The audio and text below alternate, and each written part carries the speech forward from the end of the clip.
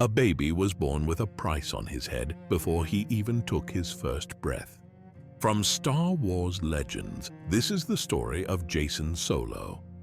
Jacen Solo came into the world in 9 ABY on Coruscant, arriving 5 minutes after his twin sister Jaina. His parents were Han Solo and Leia Organa Solo, two of the most famous heroes in the galaxy. But being born to legends meant something else entirely. It meant everyone knew exactly who you were related to. Darth Vader was his grandfather. Anakin Skywalker's blood ran through his veins. Luke Skywalker felt it the moment the twins were born. The force potential radiating from those two infants was enormous.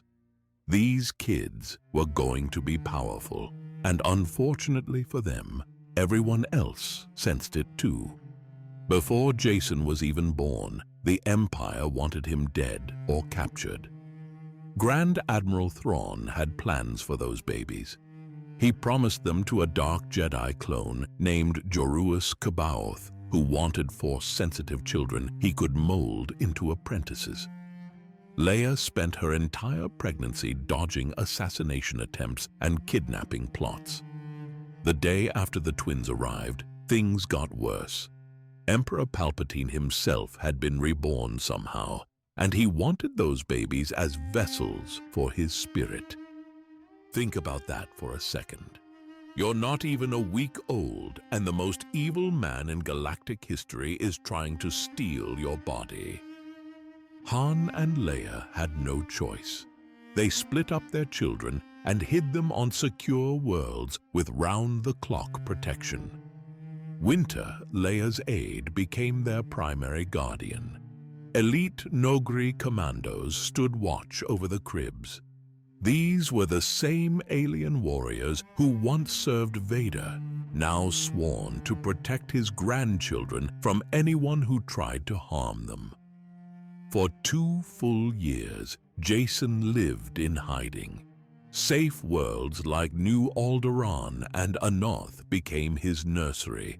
No playing in public parks, no normal childhood, just constant vigilance against dark side threats that kept coming like waves against a shore.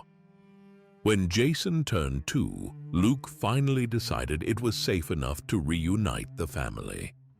The twins had passed the age where they were most vulnerable to corruption, but danger never really stopped. Imperial agents still lurked around every corner. At one point, they nearly grabbed the toddlers before Mara Jade intervened and saved them.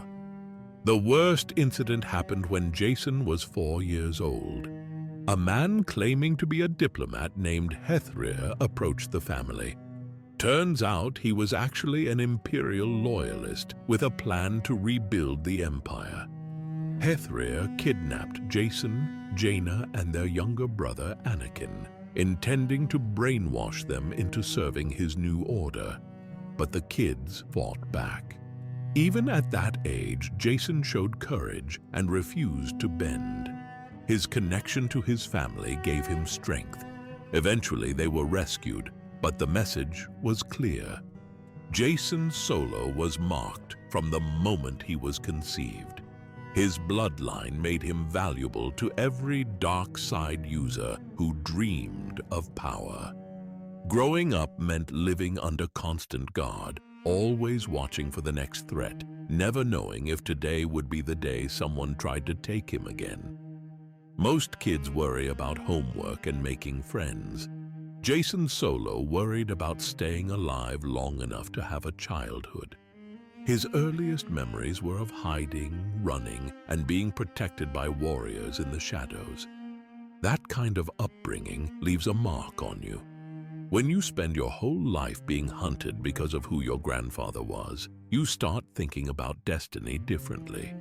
You start wondering if darkness is something you inherit along with your name. Jacen survived his early years through a combination of luck, family love, and the dedication of people willing to die protecting him. But survival came with questions he would carry for the rest of his life. Questions about power, about legacy, and about whether the dark side that claimed his grandfather was waiting for him too. He was a target from birth. That fact shaped everything that came after.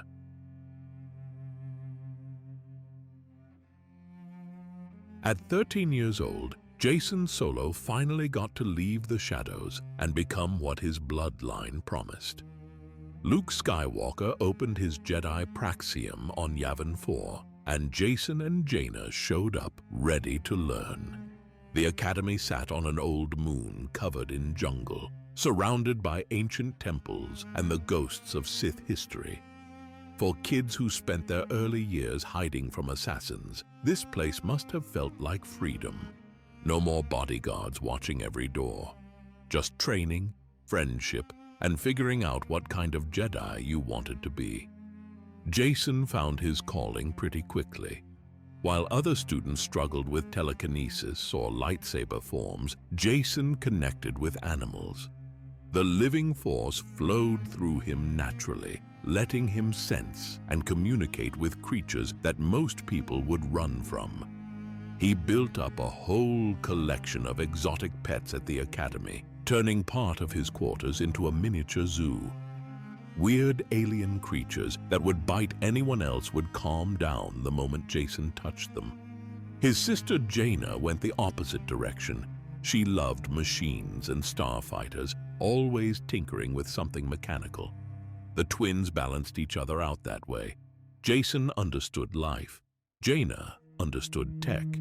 They made friends fast. Lobaka was Chewbacca's nephew, a young Wookiee who could rip your arms off, but mostly just wanted to study engineering. Then there was Tenel Ka, a warrior princess from Dathomir and Hapes, who never said 3 words when one would do. She trained with a lightsaber like she was born holding one, all business and zero tolerance for jokes. Jacen kept trying to make her laugh anyway. His humor and empathy clashed perfectly with her serious warrior attitude. Over time, something grew between them. Nothing they talked about openly, just a quiet attraction that both of them were too shy to acknowledge.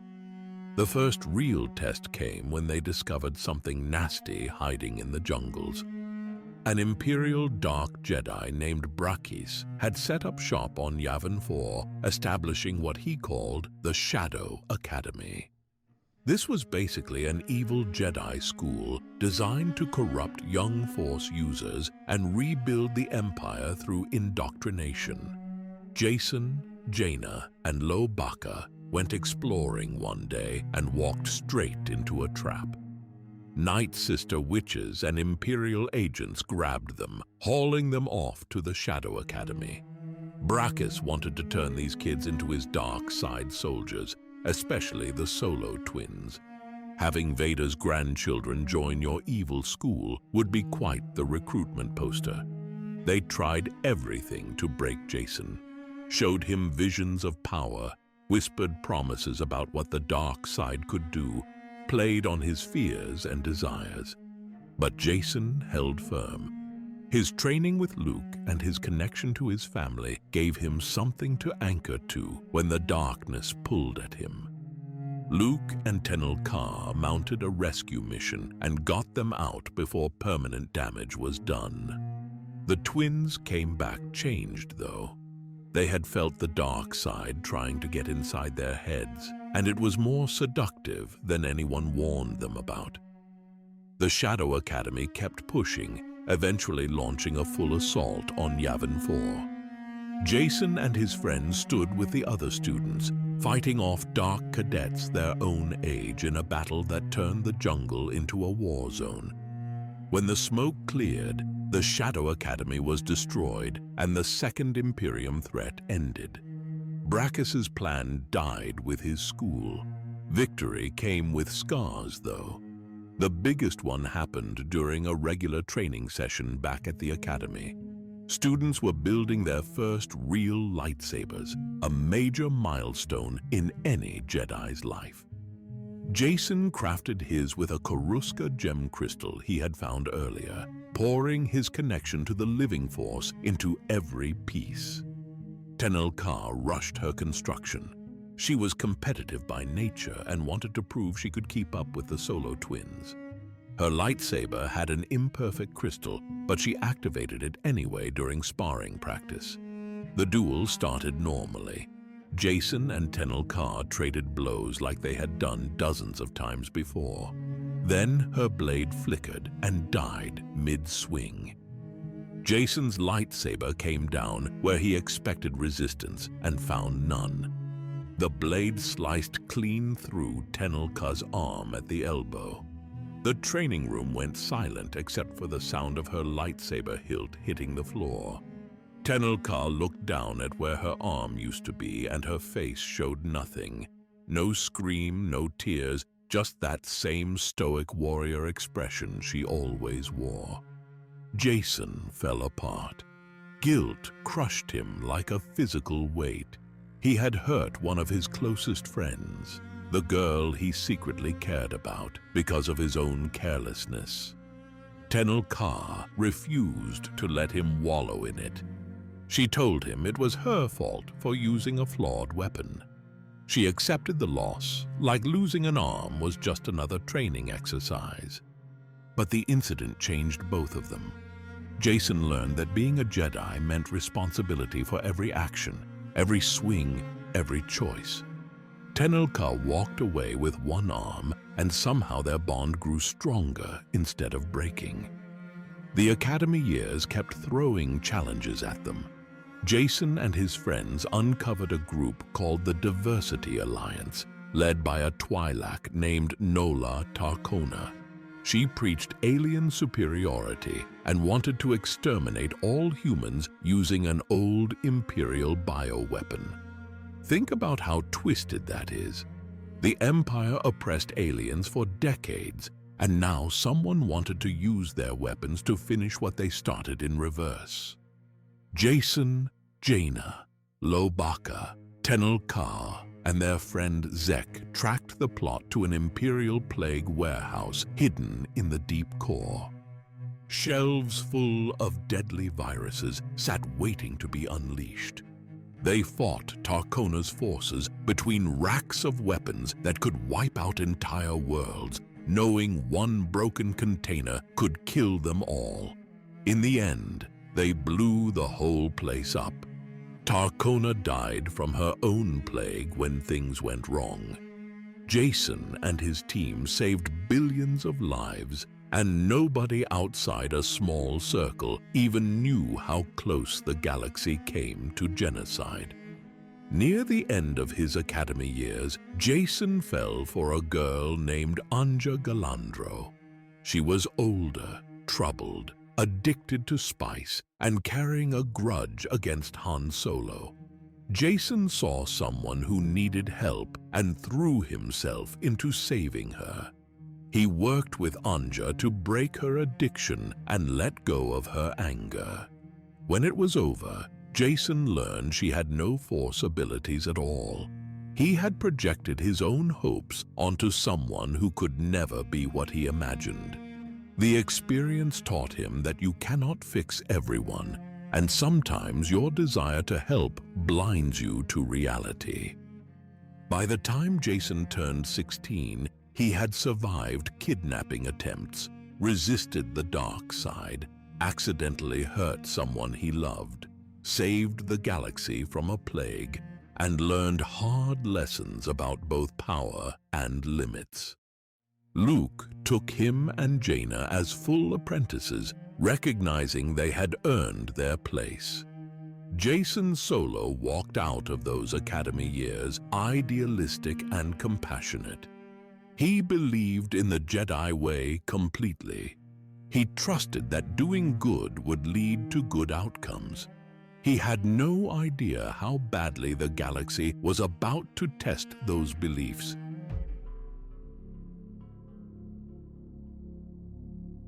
When Jacen turned 16, aliens from another galaxy showed up and started destroying everything.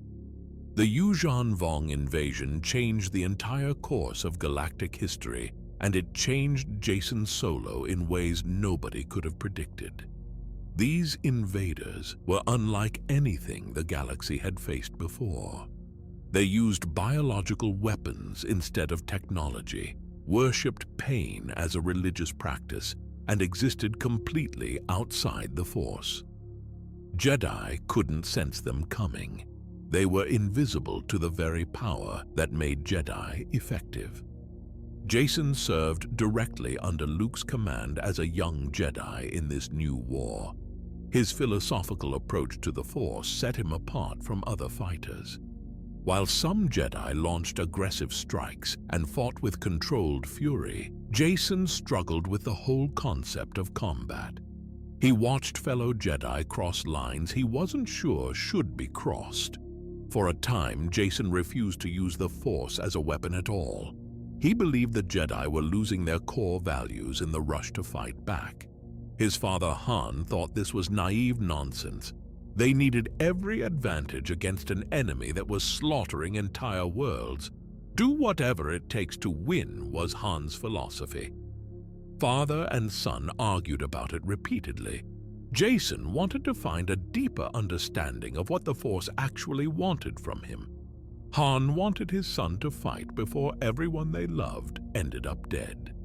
Eventually, Jacen returned to active duty, not because he resolved his moral questions, but because his mother Leia faced terrible danger. Loyalty to family pulled him back into the war. Han came around too, acknowledging that maybe having principles in the middle of chaos wasn't such a bad thing. They made peace with each other, even as the galaxy burned around them. The real turning point came 2 years into the war. A strike team of young Jedi got assigned a mission that would decide everything. Their target was the Voxin, genetically engineered beasts the Yuuzhan Vong created specifically to hunt and kill Jedi. These creatures were turning the tide of the war, tracking down Force users no matter where they hid. Jacen's younger brother Anakin Solo led the team.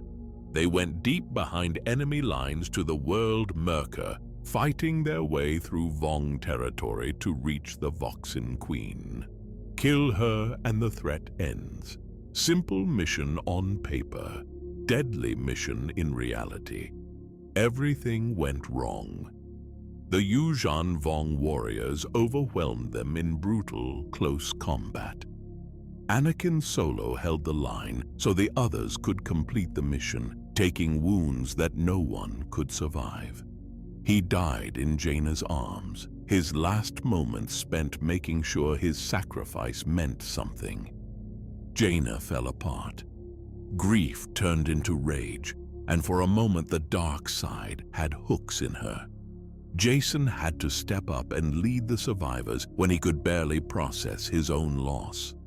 His baby brother was gone, and there was no time to mourn because the mission wasn't finished. They killed the Voxin Queen. The objective was complete. But in the chaos that followed, Yuuzhan Vong warriors swarmed Jacen's position and captured him before he could escape. Han and Leia lost 2 sons that day. One buried, one missing and presumed dead. Jacen spent nearly a year as a prisoner of the Yuuzhan Vong. They brought him to Coruscant, which the invaders had conquered and transformed into an organic nightmare world they called Yuuzhan-Tar. What happened to him there broke him down to his foundation and rebuilt him into something different. The torture device was called the Embrace of Pain. Jacen got strapped into it for weeks at a time while it inflicted agony that regular words can't describe. The Vong wanted to break his spirit, turn him into a tool they could use, or simply destroy his will to resist. His handler was an avian alien named Vergere, who claimed to be an old Jedi Knight from decades past. She took an interest in Jacen, teaching him cryptic lessons even while he suffered. Vergere told him everything she said was a lie, forcing Jacen to think for himself instead of accepting her words as truth. Under that kind of pressure, Jacen's understanding of the Force started changing. One day, he snapped.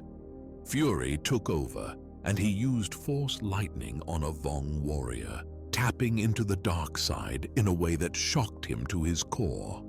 He had always feared becoming like his grandfather, and suddenly there he was using Sith powers. Vergere pulled him back from that edge. She taught him to endure pain by changing how he perceived it. She removed the slave implants the Vong used to control him and restored his connection to the Force. Then she helped him escape, betraying her Vong masters in the process. Jacen emerged from captivity transformed. The boy who went into that torture chamber wasn't the same person who walked out.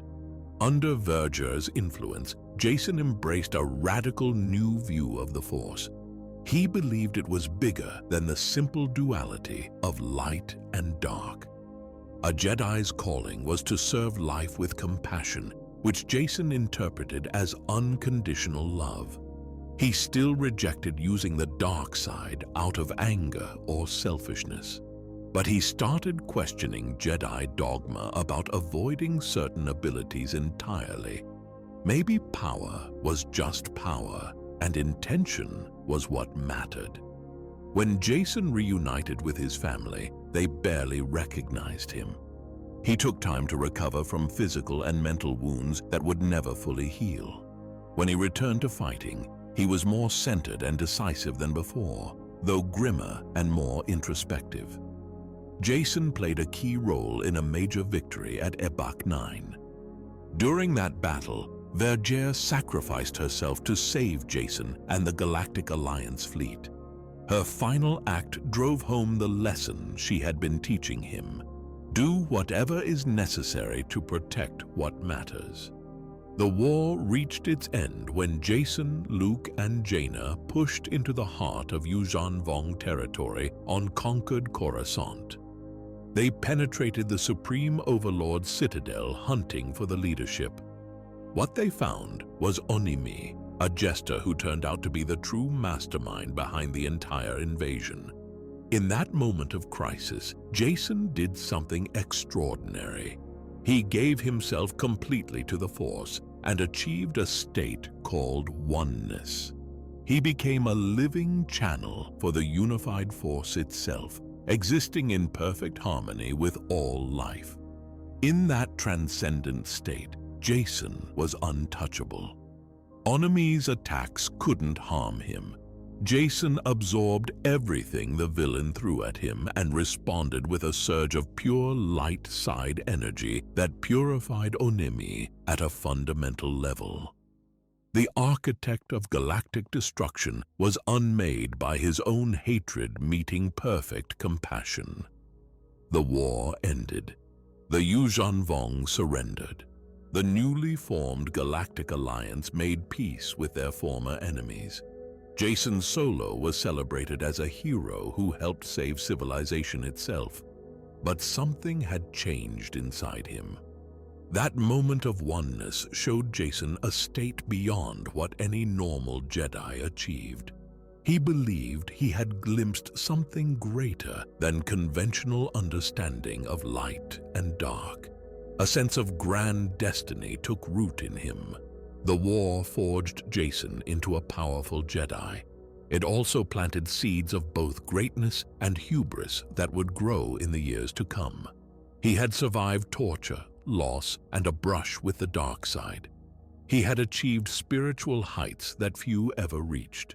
What Jacen didn't realize was that surviving all of that had cost him something important. The idealistic, compassionate boy from the Jedi Academy was gone. In his place stood someone who believed he understood the Force better than anyone else. Someone who had learned that sacrifice and suffering could lead to victory. Someone who started thinking that maybe the ends really do justify the means.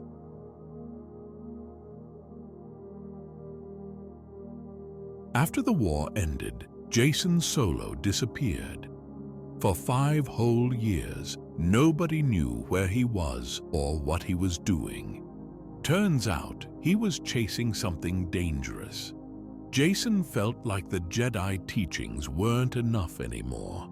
He had achieved oneness during the war and glimpsed something beyond what Luke or any other Jedi could explain. So he set out alone to learn from every Force-using group he could find, no matter how weird or obscure they were. He trained with the Dathomiri witches who used the Force like magic. He studied with the Gensarai, a group that blended Jedi and Sith philosophies. The Aang-Ti monks taught him strange abilities that bent the rules of what Force users could do. Jacen absorbed everything like a sponge, building an understanding of the Force that went way beyond traditional Jedi knowledge. During this journey, he discovered an ability called flow walking.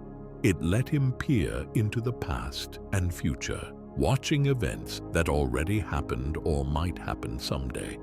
Most Jedi would have considered this dangerous territory, but Jacen was past worrying about crossing lines. The real problem started when he trained with a group called the Mind Walkers. They lived in some realm beyond shadows, a place where the Force worked differently than anywhere else. While he was there, Jacen received a vision that changed everything. He saw a dark figure sitting on a throne. The galaxy burned around this tyrant. War stretched on forever with no end in sight. People suffered on a scale that made the Yuuzhan Vong invasion look small.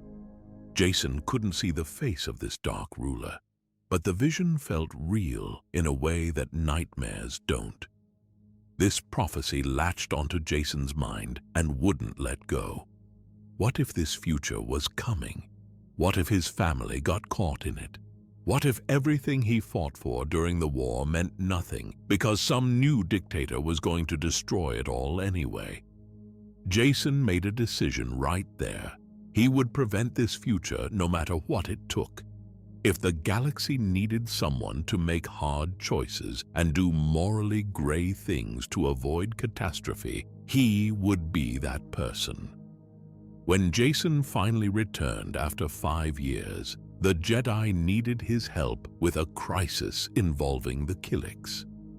These telepathic insect aliens in the unknown regions had somehow absorbed several Jedi Knights into their collective mind.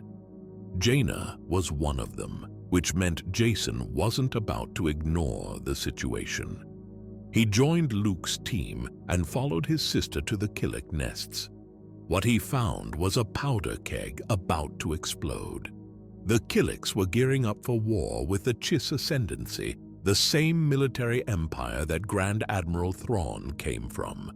If these two forces clashed, it could spiral into something bigger. Jacen took matters into his own hands. He reached out to Tenel Ka, who was now Queen Mother of Hapes and happened to be his secret lover. During a private moment years earlier, their old attraction from the Academy days had finally turned into something more. Tenel Ka agreed to send a fleet of Hapan battle dragons to intervene and keep the peace. But Jacen was keeping a much bigger secret. Tenel Ka had given birth to his daughter. They named her Alana and hid her existence from everyone, including Jacen's own family. In the world of Hapan politics, a secret heir to the throne was a target waiting to be killed. While Jacen was dealing with the Killik situation, an assassin from the Gorog, a dark subset of the Killiks, tried to eliminate Tenel Ka and baby Alana. Jacen arrived just in time to stop it. The person behind the assassination attempt was Tenel Ka's grandmother, a scheming old woman who saw Alana as a threat to her own power. Jacen snapped. Rage and terror for his daughter overwhelmed him. He used the Force to shut down the grandmother's mind, putting her in a coma she would never wake up from. This wasn't a Jedi technique. This was straight-up dark side territory, using the Force to destroy someone's consciousness. Jacen told himself it was necessary. His daughter's life was at stake. What kind of father would he be if he let his child die because he was too principled to do what needed doing? The justification came easy to him now. The Killik conflict kept escalating, and Jacen kept seeing visions of where it led. In his mind, if this war continued, it would spread across the galaxy and never end. The solution became obvious to him. The Killiks had to go. So Jacen manipulated events behind the scenes. He pushed the Chiss into launching an overwhelming attack on the Killik nests. The bloodshed was heavy, but it ended the threat. Jacen watched aliens die by the thousands and told himself it was sacrifice for the greater good. The needs of the many outweighed the needs of the few. During the final battles of what they called the Swarm War, Jacen fought alongside Luke and Mara Jade against Lomi Plo, the leader of the Dark Nest. She was a dark Jedi who could turn invisible by exploiting self-doubt in her opponents. At one point, Jacen took a serious wound protecting Mara, proof that he still cared about his family even while keeping massive secrets from them. Luke managed to kill Lomi Plo without tapping into the dark side. It was a clean victory, the Jedi way of doing things. Jacen noticed the contrast between Luke's approach and his own ruthless methods. He just didn't care anymore. After everything settled down, Luke and Jacen sat together watching old recordings. Specifically, they watched holograms of Anakin Skywalker's transformation into Darth Vader, the moment where everything went wrong for Jacen's grandfather. Luke was troubled by what he saw. How did his father fall so far? Jacen had a different take on it. He understood Anakin completely. The man was terrified of losing Padme and did terrible things trying to save her. His intentions were noble, even if his actions were monstrous. Jacen looked at that footage and saw a human being pushed to the breaking point by fear and love. He saw someone who made understandable choices even if they were wrong. Luke heard this perspective and felt uneasy, though he couldn't quite put his finger on why. Nobody realized Jacen was basically describing his own future. He had acquired knowledge and power that went beyond what any Jedi possessed. He kept secrets like Alana's existence. He took unilateral action to solve problems without consulting anyone. He believed he alone understood what the galaxy needed. That vision of the dark figure on the throne haunted him constantly. Jacen was convinced that only he could prevent it. If stopping that future meant embracing darkness and dictatorship himself, well, that was better than letting the galaxy burn under someone else's tyranny. The same rationale that destroyed Anakin Skywalker was taking root in Jacen Solo. He just couldn't see it yet. Or maybe he could and simply decided the price was worth paying. Either way, Jacen Solo was running out of road. The man who survived torture and achieved oneness was about to make choices that would turn him into the very thing he feared most.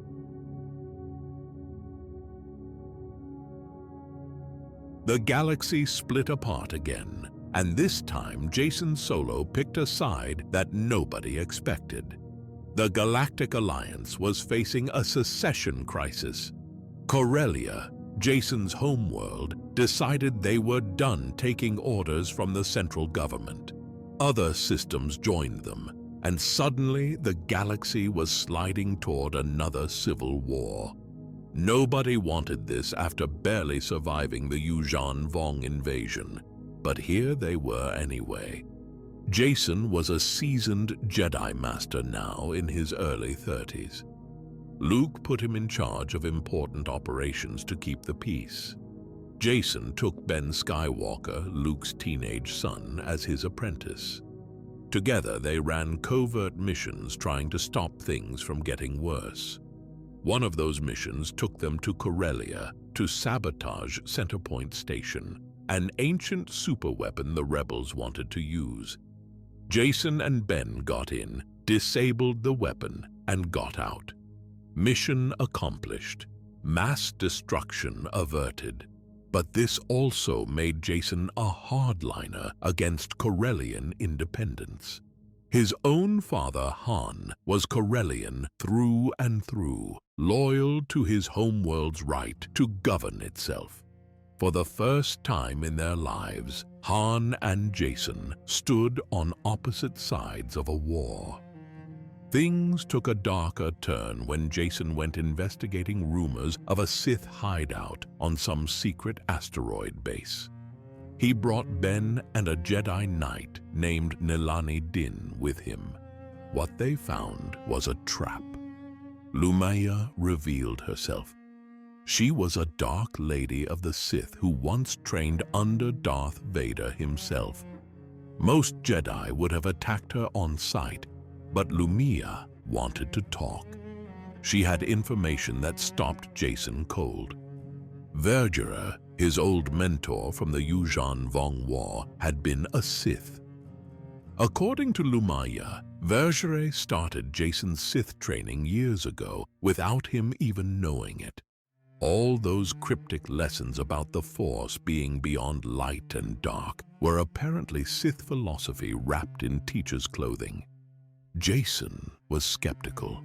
Lumiya was the enemy, but her words dug into his brain because they sounded too much like thoughts he already had. Then Lumiya showed him visions of possible futures. In every single one where Jason refused to become a Sith or tried to arrest her, the galaxy descended into eternal war.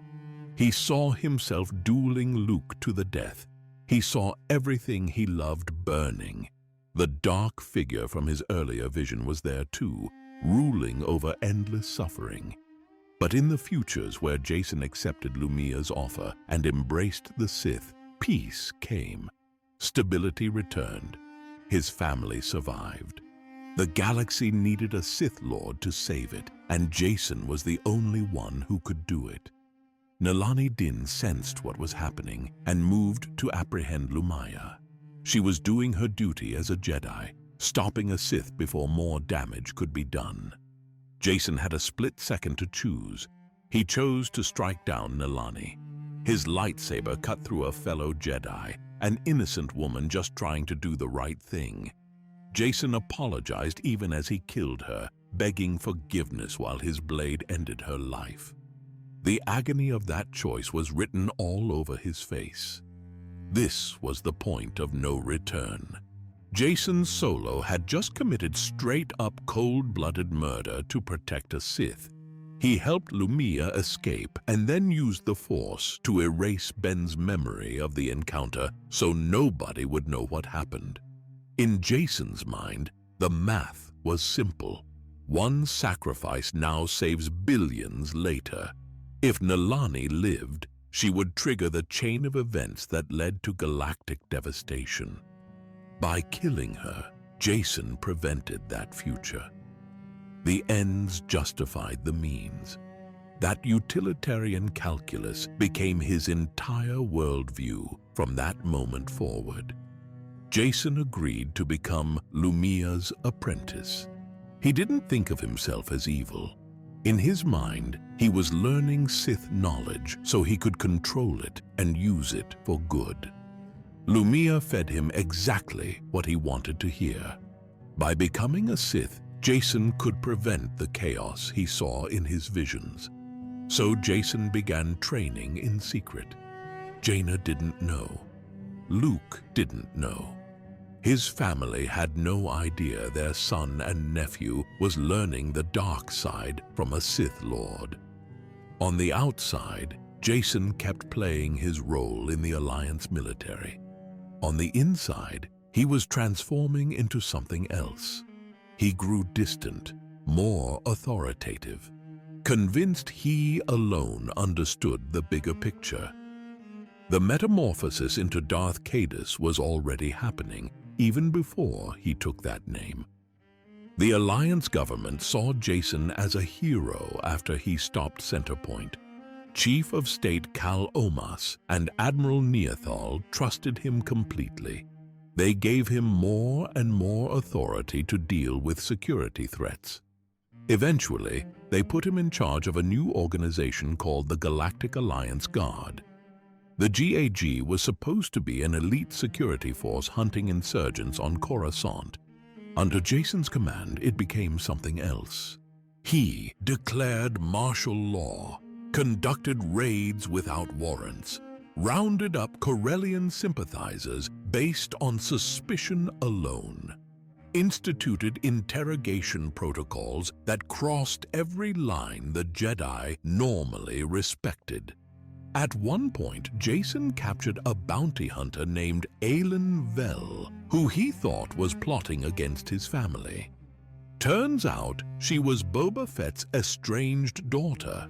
Jacen used a Force-powered mind probe to rip information out of her head. The technique killed her. Jacen felt no remorse. He rationalized it as collateral damage in the name of security. One more sacrifice for the greater good. Word of what Jacen was doing spread fast. Fellow Jedi started distrusting him. His parents were furious. Han and Leia found themselves on the opposite side of the political divide from their son, and Jacen started viewing them as potential threats. When someone framed Han and Leia in a conspiracy against Tenel Ka, Jacen didn't give them the benefit of the doubt. At one point, he ordered his Star Destroyer, the Anakin Solo, to fire on the Millennium Falcon with his parents aboard. He genuinely believed they were harboring terrorists, though they were actually innocent. Jaina was horrified. Her twin brother was willing to kill their own parents. When Jacen ordered her to shoot civilians during a battle, she refused. Jacen responded by removing her from her starfighter command. The Solo family was tearing itself apart. Han publicly denounced his son. Jaina became convinced Jacen was turning evil. Even Leia, who always tried to see the good in people, couldn't defend what her son was doing. Jacen found himself increasingly isolated. The only people who supported him were authoritarian-minded allies who saw him as the strong leader the galaxy needed. Everyone else just feared him.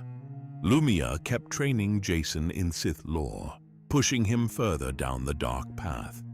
Eventually, she told him about the Sith trial of sacrifice. To truly become a Sith Lord, he had to kill someone he dearly loved. This would sever his final ties to his old life and prove his commitment to the dark side. Jacen was conflicted in a way that tore him apart. The people he loved most were his family, his parents, his siblings, Luke and Mara, Tenel Ka and their daughter Alana. Lumia was asking him to destroy one of them. For a moment, Jacen actually considered sacrificing Tenel Ka and Alana. Maybe their deaths would save the galaxy from greater chaos. But his heart rebelled against that thought. He couldn't harm his lover or his child. That was a line even he wouldn't cross. So Jacen delayed. He brooded over the decision, hoping fate would present some other option. Maybe the sacrifice didn't have to be family. Maybe there was another way to pass this test. But fate was about to make the choice for him. Jacen's secret Sith affiliation was drawing him into conflict with someone who mattered deeply to the Skywalker family.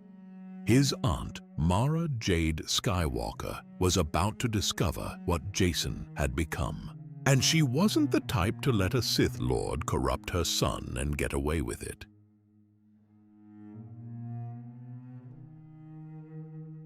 Ben Skywalker was getting suspicious. His mentor Jacen was acting strange, disappearing for secret meetings and giving orders that didn't sit right. When Ben discovered Jacen communicating with Lumia, he knew something was seriously wrong. Ben went straight to his mother. Mara Jade Skywalker was a seasoned Jedi Master. and former Imperial assassin who could handle herself against anyone. She listened to her son's concerns and immediately understood what was happening. Jacen had corrupted Ben and was colluding with a Sith Lord. Mara didn't call for backup. She didn't notify Luke or the Jedi Council. She set out alone to eliminate Jacen before he could do more damage. In her mind, this was personal. He had used her son as an apprentice while secretly training with the dark side. On the planet Kavan, Mara sprung her ambush. Jacen suddenly found himself fighting for his life against one of the deadliest Jedi in the entire Order. This was the woman who had trained him as a teenager, who knew his fighting style and his tricks. She wasn't holding back. The duel raged across deserted city rooftops and through underground tunnels. Mara fought with a ferocity that terrified Jacen. He later admitted she was absolutely going to kill him. Her skill and resolve were overwhelming. Every move Jacen made, Mara countered. Every technique he tried, she anticipated. Jacen was losing. Death was coming fast, and there was no way out through skill alone.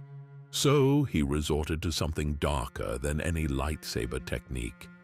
He used a Force illusion. When Mara landed a glancing blow and moved in for the kill, Jacen made himself appear as Ben in her eyes. Just for one crucial second, Mara saw her own son where Jacen stood and hesitated. That second was all Jacen needed.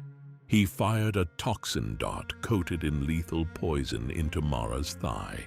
The poison worked instantly. Mara Jade Skywalker collapsed, dying before she hit the ground. Jacen fell too, exhausted and injured from the fight. Mara's last moment was a look of shocked betrayal. The boy she once mentored had just ended her life through deception. Jacen crawled over and cradled her body, grief-stricken and in pain. His beloved aunt died in his arms, and her blood was now permanently on his hands. In Jacen's twisted mind, this was the sacrifice the Sith prophecy required. He hadn't planned to kill Mara, but fate had made the choice for him. Someone he loved was dead by his hand.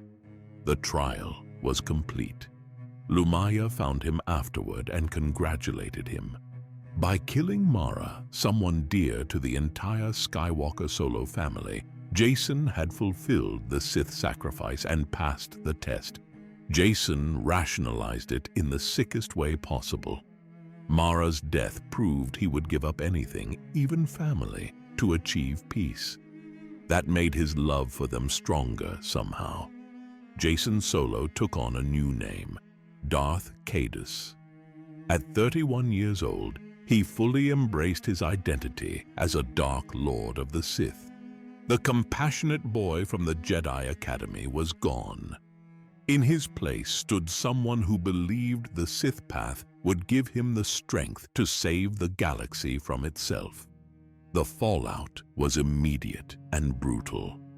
Luke was devastated by his wife's death. The Jedi suspected Lumia at first, and Luke actually hunted her down and ended her in revenge. He didn't realize until later that Jacen had struck the killing blow on Mara. Ben knew from the start, though. He confronted Jacen at Mara's funeral with accusations that cut through the lies. Other clues piled up fast. Soon the entire Skywalker family understood that Darth Caedus and Jacen Solo were the same person.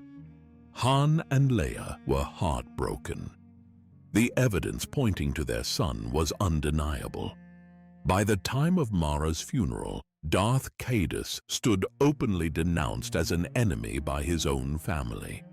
Luke vowed to stop his nephew's reign of terror, though the idea of actually killing Jacen tore him apart inside.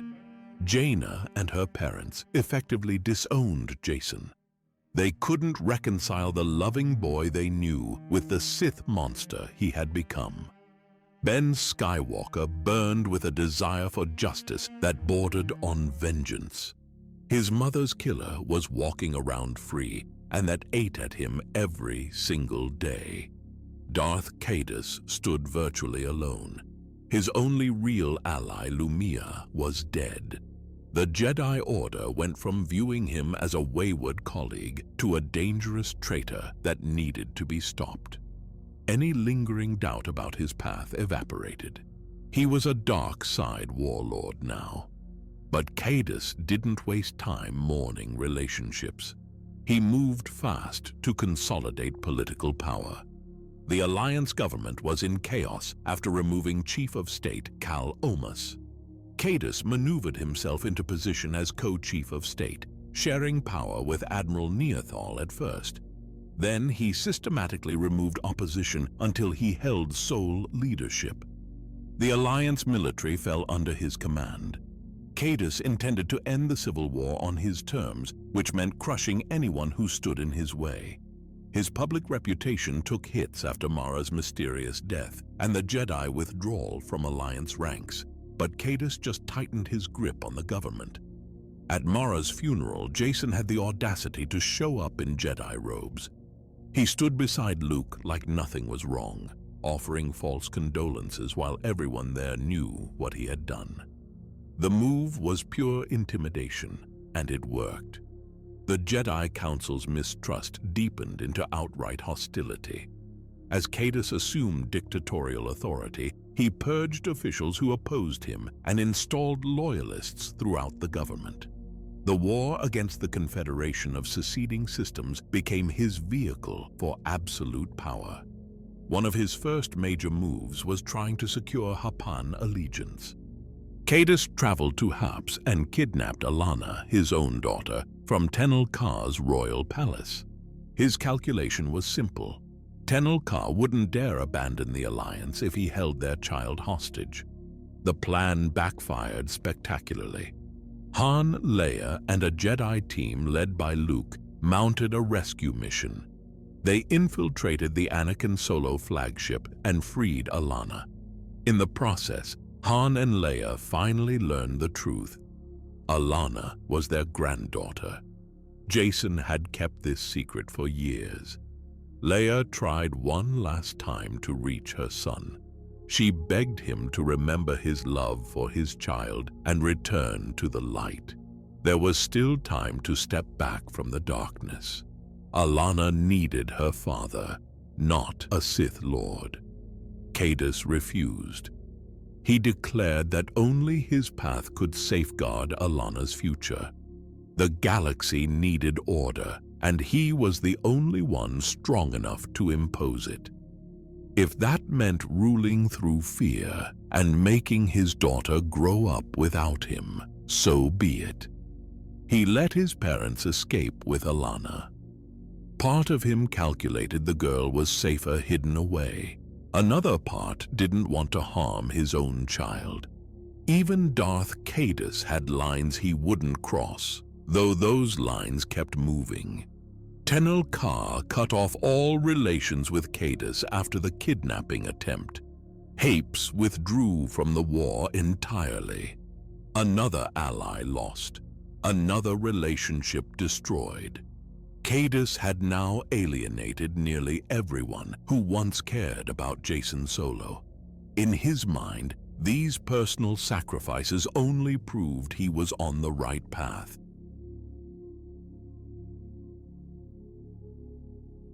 Darth Caedus declared that no one was beyond his reach in the pursuit of order.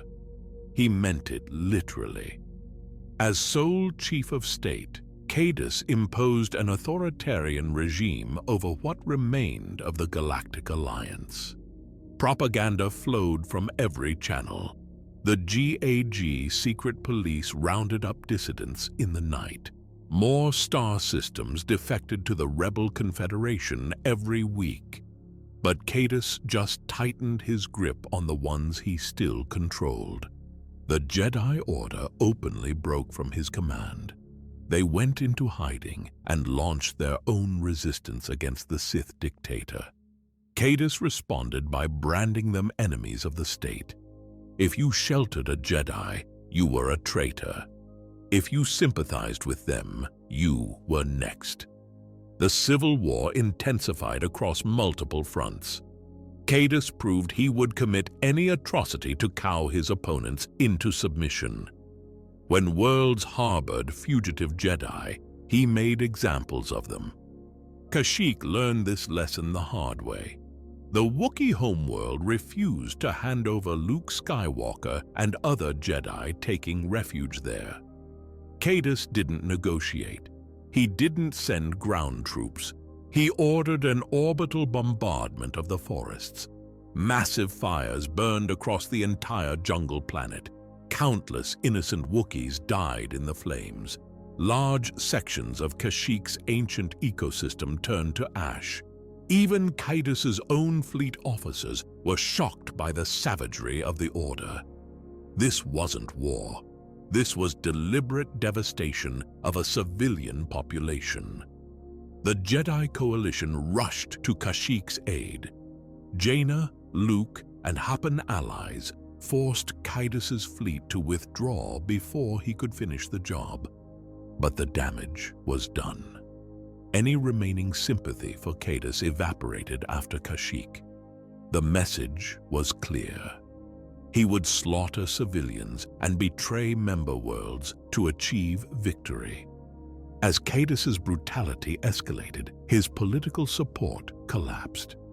Admiral Char Neothal had served as his co-chief of state, but even she realized he had gone too far. During the Battle of Fondor, she tried to broker a ceasefire with the Confederation over his objections. Caedus was enraged. He called her treasonous and overrode the truce. Alliance forces continued attacking Fondor's cities on his orders. This sparked an immediate mutiny. Part of the fleet sided with Neothal. The rest stayed loyal to Caedus. A chaotic three-way battle erupted between loyalists, defectors, and Fondor's defenders. Desperate to salvage the situation, Caedus reached out to the Imperial remnant for help. The Imperial Moffs were willing to assist if their leader agreed. Grand Admiral Gilad Pellaeon was an aged but honorable man who had long been allied with the Jedi. He took one look at what Caedus was doing and refused to follow a Sith usurper. Caedus responded with cold calculation. He ordered Tahiri Vela, his new Sith apprentice, to execute Pellaeon on his own flagship bridge. Tahiri was a former Jedi friend who Caedus had corrupted with false promises of reuniting her with the late Anakin Solo. She carried out the assassination without hesitation. Pellaeon's death horrified Imperial officers across the fleet. Admiral Natasi Dala and other loyalists retaliated by attacking Caedus's forces. Another chunk of support splintered away. The Fondor debacle left Caedus militarily weakened and politically isolated. Admiral Neothal fled into hiding. Caedus claimed sole leadership of the Alliance by default, but his empire was shrinking fast. What remained was a rump state held together only by fear and the loyalty of a fraction of the Navy. Caedus fought on anyway. He declared martial law on Coruscant and used Sith battle meditation to boost his fleet's effectiveness. The Confederation and Jedi coalition were slowly gaining the upper hand, but Caedus refused to acknowledge reality. Luke Skywalker kept outmaneuvering him with strategy and guile. At one point, Luke fooled Caedus with a mere force projection during battle, undermining his confidence in his own precognition. The visions that once guided Jacen were failing Darth Caedus when he needed them most. Even his own subordinates plotted against him now. The war hero everyone once admired had become a tyrant, that everyone feared. But Caedus clung to his belief that victory would vindicate everything. If he could just hold out a bit longer and win the war, the galaxy would thank him. Every atrocity would be justified by the peace to come. He sought any advantage through Sith knowledge. Caedus took on another dark side ally named Alema Ra, a fallen Jedi he tasked with attacking the Jedi from Korriban. He attempted arcane Sith rituals and engineered biological weapons. At one point, Caedus had a nanovirus created to target the Hapan royal bloodline in case he needed to eliminate Tenelka's family. While Caedus descended further into darkness, his opponents prepared their final move. Jaina Solo had accepted what needed to be done. Luke called her the Sword of the Jedi, and she concluded that stopping her twin brother might be her destiny. The bond between twins could give Jaina insight into Caedus's tactics, but Jacen was extremely powerful now, enhanced by Sith techniques and years of experience. Jaina needed an edge that regular Jedi training couldn't provide. On Luke's advice, she sought out Boba Fett. The legendary Mandalorian bounty hunter agreed to train her in guerrilla tactics and Mandalorian combat techniques. More importantly, Fett taught Jaina how to fight a Force user without relying on Force abilities, how to think like a hunter instead of a Jedi. The training was brutal. Fett and his Mandalorian commandos toughened Jaina's resolve and prepared her mentally to kill her own brother if necessary. This wasn't going to be a duel with honor. This was an assassination mission. Jaina assembled a strike team from an unlikely alliance. Jedi, Mandalorians, Bothans, Hapans, and other forces all converged with one goal: topple Darth Caedus before he destroyed what remained of the galaxy. Luke stepped back from this confrontation. He recognized that his own anger over Mara's death could drive him too far if he faced Caedus directly. The burden fell to Jaina. An ancient prophecy said the sword of the Jedi would bring justice to a loved one turned dark. The personal torment was enormous, but Jaina steeled herself for what had to be done. Caedus sensed the confrontation coming. In his twisted way, he still didn't want to kill Jaina. He hoped to turn her to his side or disable her long enough to complete his plans. Maybe she would understand eventually. Maybe she would see that everything he did was necessary.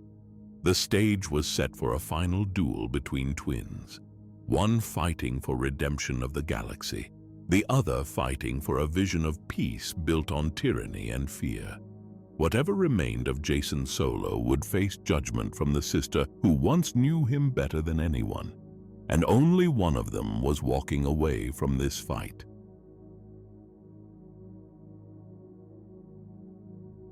Jaina made her move at Nickel 1, an asteroid base where Caedus thought he was safe. She brought Jagged Fell and Zek as backup, plus a squad of Mandalorian commandos trained by Boba Fett himself.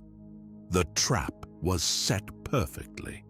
Explosives detonated around Caedus the moment he arrived.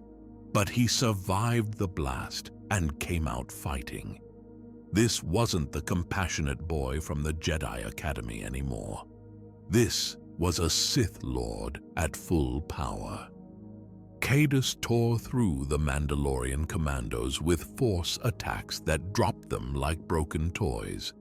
Within seconds, Jaina found herself alone facing her twin brother in single combat. His skill in the Force nearly overwhelmed her immediately. But Jaina had learned tricks that traditional Jedi never used. She pulled gadgets and unorthodox tactics straight from Fett's playbook. For a moment, she caught Caedus off guard. In that opening, Jaina's lightsaber came down and severed his right arm at the elbow.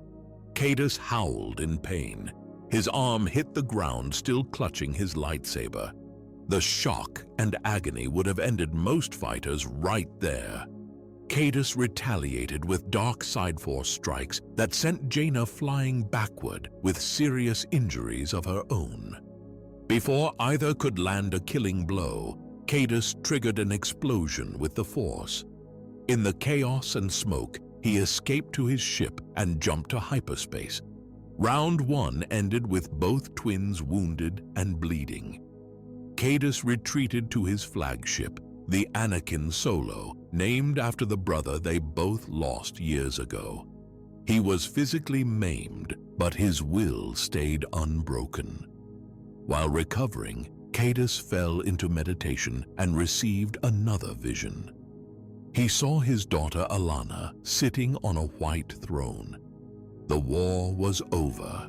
The galaxy was peaceful and united. His loved ones were safe and thriving. In Caedus's mind, this vision proved everything. If he could just win now, Alana would rule a golden age. All his sacrifices would be worth it.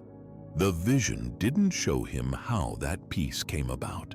It didn't warn him that his actions were uniting every enemy against him. Caedus only saw the end result and convinced himself he was almost there. Victory was within reach. With renewed conviction, he prepared for Jaina's next attack. She would come for him again. He knew it. The confrontation would happen aboard his own ship, and this time one of them wasn't walking away. The Battle of Shedu Mad erupted around Caedus's fleet. Luke Skywalker and the Jedi created a massive illusion of phantom ships to confuse his forces. In the chaos, Jaina infiltrated the Anakin Solo and made her way through the corridors. Brother and sister faced each other one last time. The duel that followed was more ferocious and emotionally charged than anything either had experienced. Caedus fought with one arm, but dark force energy poured through him like a storm. Jaina stayed grimly focused, countering his techniques with everything she learned. They battled through multiple sections of the Star Destroyer. Lightsabers clashed amid bursts of electricity and flying debris. The ship shook from external explosions while the twins tried to end each other. Mid-duel, Caedus did something unexpected. He deactivated his lightsaber. Standing there defenseless, he told Jaina he had no desire to kill her. He claimed he only wanted to protect Tenel Ka and Alana from threats she didn't understand. For one moment, Jacen Solo flickered through the facade of Darth Caedus. The brother Jaina once knew tried to reach her through the darkness. But Jaina remembered Kashyyyk burning. She remembered Mara's death. She remembered every atrocity committed in the name of his twisted peace. She pressed the attack. Caedus realized his sister would never stop and reignited his blade. The fight raged on with both twins drawing on intimate knowledge of each other's moves. A lifetime together meant they could anticipate every strike. Jaina feigned a vulnerable opening. Caedus took the bait. With a swift maneuver, she sliced through the Achilles tendon on his remaining leg. As Caedus staggered, unable to stand, Jaina thrust her lightsaber into his chest. The blade pierced his heart. Darth Caedus dropped his weapon. In his final seconds, the dark side haze lifted from his mind. Instead of lashing out or trying to kill his sister, Jacen used the Force for one last act. He reached across the galaxy to Tenel Ka and Alana. Through the Force bond they shared, Jacen sent an urgent warning. The Moffs had engineered a nanovirus targeting the Hapan royal bloodline. Tenel Ka needed to take Alana and run. Now. His final moment went to saving the family he loved. Jaina felt it through their twin bond. Confusion and empathy hit her all at once. She sensed Jason's true self in that instant, filled with love and concern, empty of Sith hatred. The good man he once was shined through one last time. Jacen Solo died in Jaina's arms. The last Skywalker-blooded Sith Lord was gone. The death of Darth Caedus ended the Civil War almost immediately. Alliance forces, Confederation rebels, and the Jedi coalition all ceased hostilities. With the tyrant gone, cooler heads negotiated peace. The galaxy reunited, achieving the very thing Jacen wanted, but through his death rather than his rule. Luke reflected on hard lessons the Jedi needed to learn about arrogance and the seduction of power. The Skywalker Solo family was left scarred in ways that would never fully heal. Han and Leia mourned their son, even while hating what he became. Jaina carried trauma and grief from killing her twin that would haunt her forever. They found solace in Alana. To protect her from vengeance and political exploitation, Han and Leia faked her death publicly and adopted her under a false name. She would grow up in secret, away from the shadow of Darth Caedus, until she was old enough to understand her father's legacy. Years later, Luke embarked on a quest to understand how Jacen fell. During that journey, he and Ben encountered Jacen's Force ghost. The spirit appeared gentle, like the boy they remembered. He warned them about an ancient evil named Abeloth and revealed the truth about his visions. The dark figure on the throne Jacen saw was Darth Caedus, a future Sith Lord who would indeed try to conquer the galaxy. Jacen admitted his actions as Caedus only delayed that fate instead of preventing it. By helping Luke fight Abeloth, Jacen's ghost found a measure of redemption. He acted selflessly one more time, proving some part of his noble intentions survived. Luke came to understand that Jacen fell trying to save everyone from a terrible future. The road to darkness was paved with love, twisted into fear, compassion corrupted into control, and the certainty that only he could save the galaxy. Jacen Solo loved too much and trusted himself too little. Darth Caedus proved that even the best intentions can lead to the worst outcomes when you convince yourself the ends justify any means.